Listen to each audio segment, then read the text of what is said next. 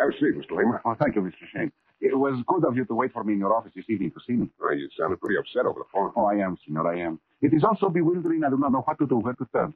Then the thought occurred to me that perhaps someone like you could help me. Well, you're not the only one who's bewildered, Lima. Senor? I'm in the dark, too. You still haven't told me what this is all about. All you said over the phone was you wanted to see me right away. Oh, but of course. You must excuse me, Senor Shayne. It is just that I have been so upset. You see, I flew up from Havana this morning. Oh, is that your home down there? Yes, it is. I have extensive holdings in and around Havana and have lived there for a little more than 2 years now. You up here in New Orleans on a vacation? Oh, no, indeed, senor. I came up because of my friend Julian. His last letter sounded so urgent, I felt I must... Look, Lima, do me a big favor, would you? Well, of course, senor. What is it? Start from the beginning. I'm way behind. Oh, but of course, senor. No. You live in Havana? Yes. You have a friend here in New Orleans named Julian? Yes. What about him? I have not seen Julian since I went to Havana. And then I have not heard from him. And then suddenly yesterday I received a letter from him saying he was in danger. He wanted me to come up here right away. Is he in danger? Julian? Well, that's what we're talking about, isn't it? Oh, of course, senor. Now remember, I received this letter from Julian only yesterday. You said that once. When I arrived here, I went at once to Julian's address. And, Senor Shayne, it is impossible. I cannot believe it. Can't believe what? Senor, they told me Julian has been dead for 2 years. In a moment, we'll return to the new adventures of Michael Shayne and the case of the corresponding corpse.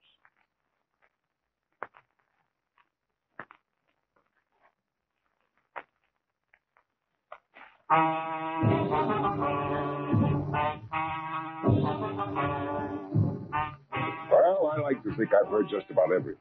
When a little character named Lima waltzed into my office from Havana and told me he'd just gotten a letter from a man who'd been dead for 2 years, I must admit it rocked me back a little. Judging from the expression on Lima's face, the whole experience had rocked him, and plenty. I tell you, it is not possible Julian is dead, Mr. Shayne. There must be some mistake. Well, look, Lima, maybe somebody else wrote that letter to you. No. Julian was my friend. I knew his handwriting like I know my own. And the things he said in his letter proved to me beyond all doubt that it was Julian who was writing. Well, in that case, it looks like your friend's alive now. But no, senor. They tell me he's dead. Well, now, look, he can't be both. Well, I know it sounds insane, senor.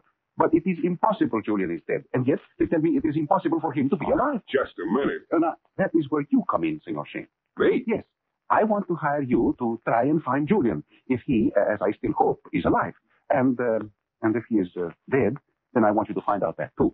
Here is my telephone number. I don't know. It looks like a pretty crazy assignment. For $100. I'd find the job not half so crazy. Uh-huh. Okay, give me the address where Julian used to live, and drop in here at the office tomorrow. I may have something for you. Of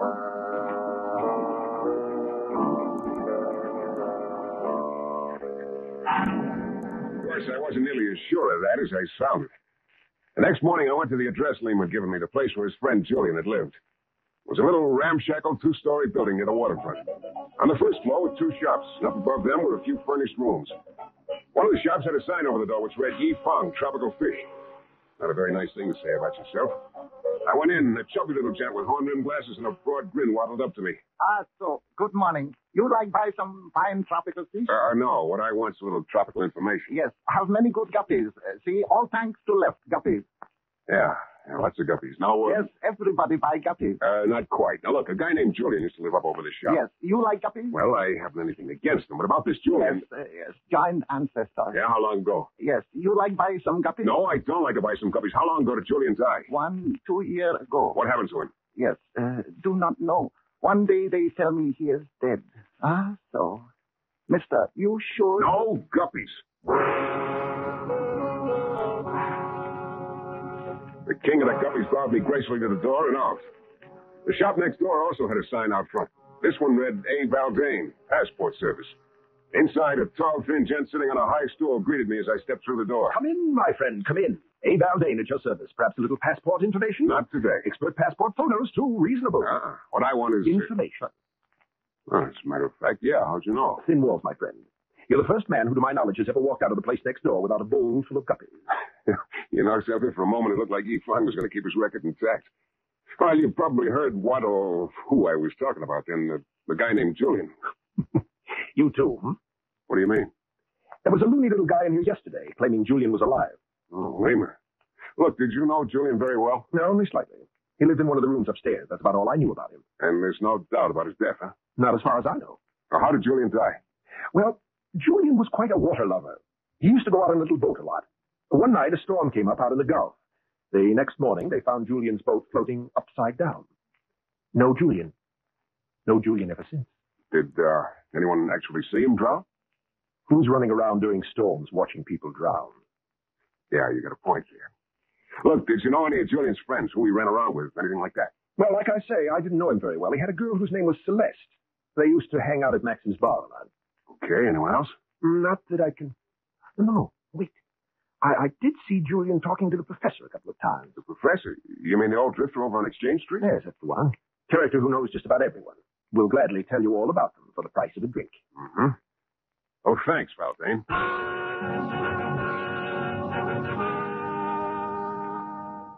I headed for Maxim's bar where Valdane had said Celeste and Julian used to spend some time.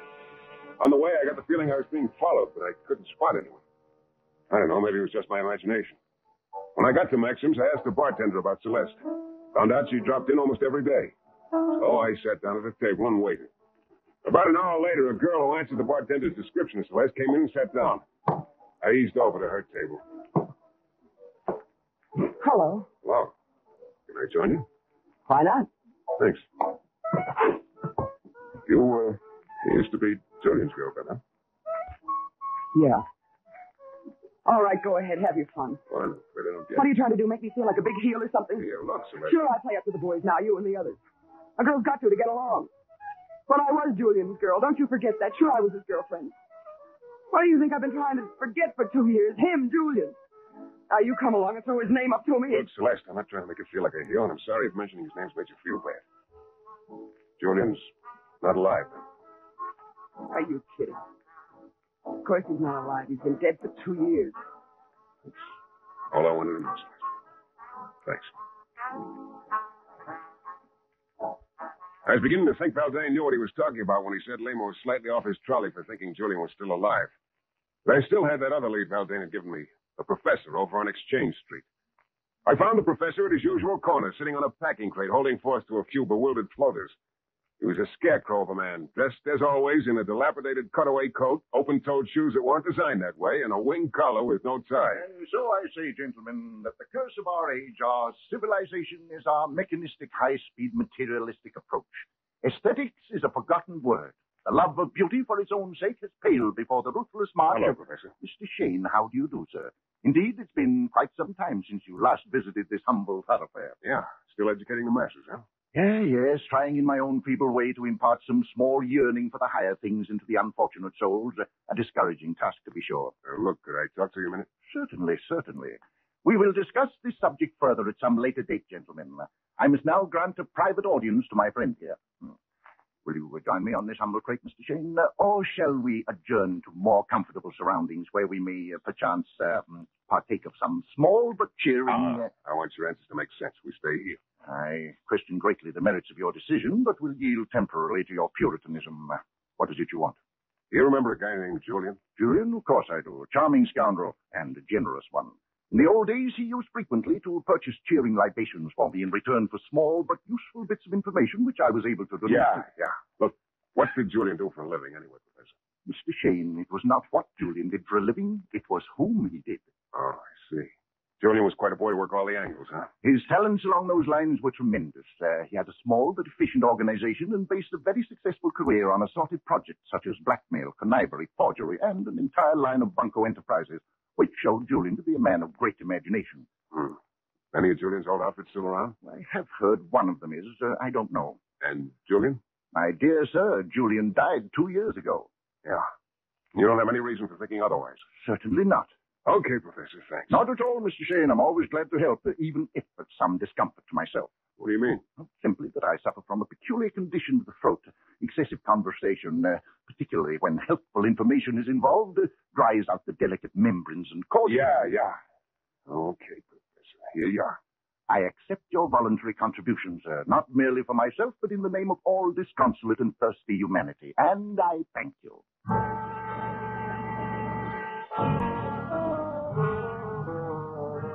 So now I was fresh out of Leeds. I got nowhere. Lemo was waiting for me in my office, and when I told him that as far as I was concerned the case was closed, his face fell a mile. But, Senor Shayne, you cannot mean that you will not help me anymore. Look, Lima, Julian died 2 years ago. So a couple of days ago, you say you got a letter which you think was written by him. I do not think. I know. Yeah. Look, there's something I don't quite get about you. You say you and Julian were friends. Yet from what I hear, Julian was quite an unsavory character. Blackmail, bunco, etc. Well, perhaps Julian was a little weak where money was concerned. But he was always a good friend to me. There's another angle about this that interests me too, Lima. You told me you suddenly acquired some holdings in Cuba a couple of years ago. And Julian was a blackmailer. What are you talking about? You got those holdings legitimately, I'm sure. Well, of course I did. Mr. Shayne, I'm not hiring you to make foolish insinuations about me, but to find Julian. You're absolutely right, and I'm telling you, Julian's dead. No, please. You must keep looking. Look, it's no use, Lima. Please, Mr. Shayne. Please, I beg of you. Money is no objection with me. You must keep on looking for Julian. You sure have a lot of faith that he's alive, Lima. Okay, I'll take one more crack at it.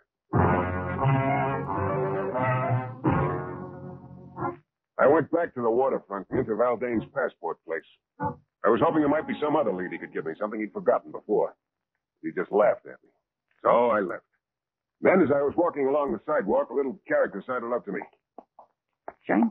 Well, yeah, who are you? You're looking for Julian, Shayne? Julian? I was, but no more. Why? Why no more? Is it sort of silly to look for a dead man? You're wrong, Shayne. Julian's alive. What? I'm telling you, Julian's alive. I saw him with my own eyes, only yesterday.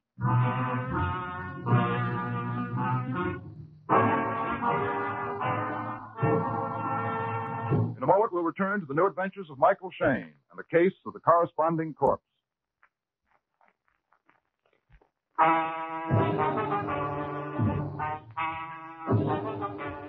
It all started when a little guy named Lima from Havana told me he'd gotten a letter from a friend of his, Julian, here in New Orleans, saying he was in trouble and asking Lima to come up. When Lima arrived in New Orleans, they told him Julian had been dead for 2 years. He didn't believe it, so he hired me to find Julian. I went to the address where Julian used to live, a 2-story building with 2 shops downstairs and some rooms upstairs. Yi Feng, who sold tropical fish, said Julian was dead. So did a gent named Valdane, who ran a passport service next door. Celeste, Julian's girlfriend, and the character called the professor were also unanimous that Julian was dead. So there I was, walking along the sidewalk, ready to give the whole thing up when a little guy sidled up to me fast. I'm giving it to you straight, Shayne. Julian's alive. Look, Carl, who are you anyway? What's your angle? Well, just call me Joey and put it down on a pallet, Julian. Now, I heard it around you've been looking for him. So I thought that maybe there might be something in it for him, and for me, of course. I could tell you where to find him. But there'll be plenty in it for both of you if I find him. Well, okay, I'll take a chance. When I bumped into Julian yesterday, he wrote his address down on a piece of paper for me. Here it is. Okay, thanks. Incidentally, have you by any chance been following me around the last day or two? Me? No. Why? Skip it. Thanks for the information. I took the piece of paper and compared it with a sample of Julian's handwriting Lima had given me. It matched. I headed for the address on the piece of paper. And again, on the way over, I had the feeling I was being followed. But like before, I couldn't spot anyone. Julian's address turned out to be just a block away from the place where he used to live. The door to the room was ajar, so I pushed it the rest of the way open and went in. Yeah, there was someone in the room, all right. But it wasn't Julian. What are you doing here? Well, Julian's girlfriend, Celeste. So maybe Julian isn't as dead as you tried to make me think before, huh? I don't know what Come you're on, talking quit about. stalling. Come on. All right. But I was telling you the truth before. I didn't know then that Julian was alive. Just an hour ago, he called me and told me to meet him here. I came right over. He was here, Julian, my Julian. Where's he now? Well, he said he had some things to do, that he'd meet me later at Maxie's bar. Why do you want to know these things? Who are you? And Doesn't matter who I am. You've already told me what I want to know. Just one more thing. What size guy is Julian? Why, he's short. Short guy, huh? Okay, Celeste. Thanks a lot.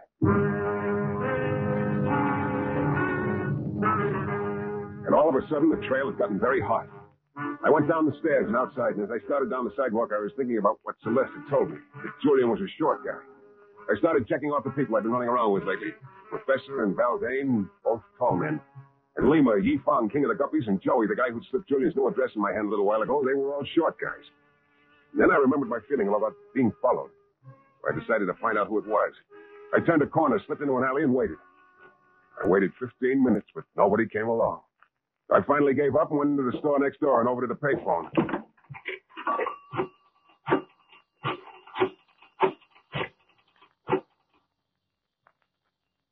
Lima, this is Shayne. Well, looks like you were right after all. Yeah, about Julian being alive. And now, look, calm down, will you? Look, meet me at my office in 15 minutes, and I'll tell you all about it. I went outside and continued down the street.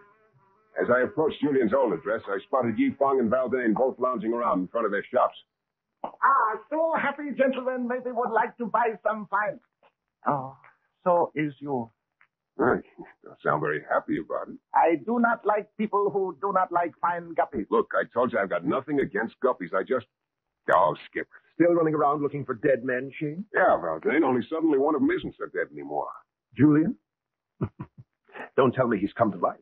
Don't be too surprised if he did. I'd be very surprised. You know, you sound awfully sure about him being dead. Do I? Well, I didn't kill Julian, if that's what you mean. Didn't know him well enough. Matter of fact, if you're really interested, I wasn't even around when he died. Oh? For the last couple of years, up until a few weeks ago, I've been sort of a guest of the state, shall we say. Penitentiary, huh? Well, if you want to put it crudely, yes. Well, I'll tell Julian hello for you when I see him, Valdane. That may be before long.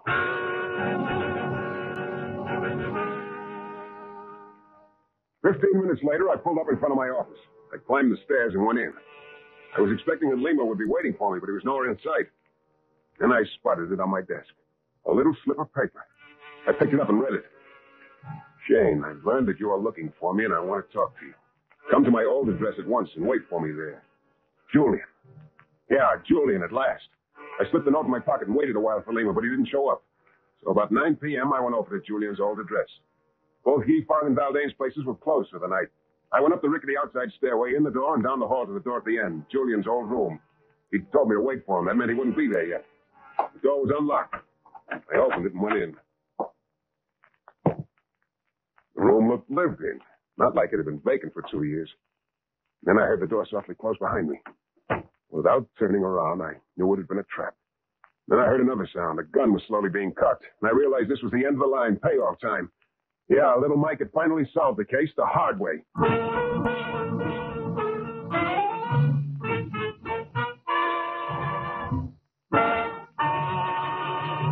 In a moment, we'll be back with a thrilling climax to tonight's Michael Shayne adventure.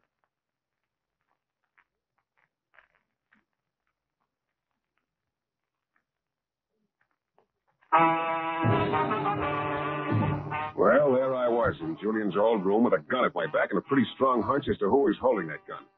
One look over my shoulder told me my hunch was right. Hello, Shayne. You can turn around now. Hello, Valdane.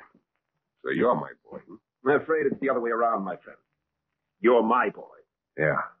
Well, it was beginning to add up to you, Valdane, once I got all the figures together. Huh? Just what were the figures, Shayne? Figure one. Lima suddenly comes into extensive holdings in Cuba 2 years ago. Now, just suppose it hadn't been quite legal, that he'd hired someone like Julian, for example, to help him. Maybe a little forgery to help him acquire those holdings. Well. You added the first column of figures very accurately. Thanks. So then maybe Lima starts getting blackmailed by the guy who'd done the forgery for him. What Lima never knew was that Julian had a few boys working for him. That it was one of those boys who'd done the forgery, not Julian. A boy named Valdane. You're a little sharper than I thought, Shayne. I hadn't figured you'd tumble to that. Well, you very obligingly tipped me off to it a little while ago. I did? Mm-hmm. You told me you'd been in jail for the last couple of years. And just got out a couple of weeks ago. Lima told me he hadn't heard from Julian for 2 years until he got that letter a few days ago. So it added up that the letter supposedly from Julian was actually written by you, just as you'd written the other blackmail notes before you went to prison. Well, I can see I did the right thing when I decided to put you out of the way, Shayne. You were getting too close to me. That was pretty neat, too, Valdane, the way you... You're getting too close to me now. Get back, Shayne. The way you hired Joey to tell me Julian was alive. And you even got Celeste to help you. Yes. Yes, I've been keeping her consoled in the absence of Julian. She very obligingly left that note in your office telling you to come here.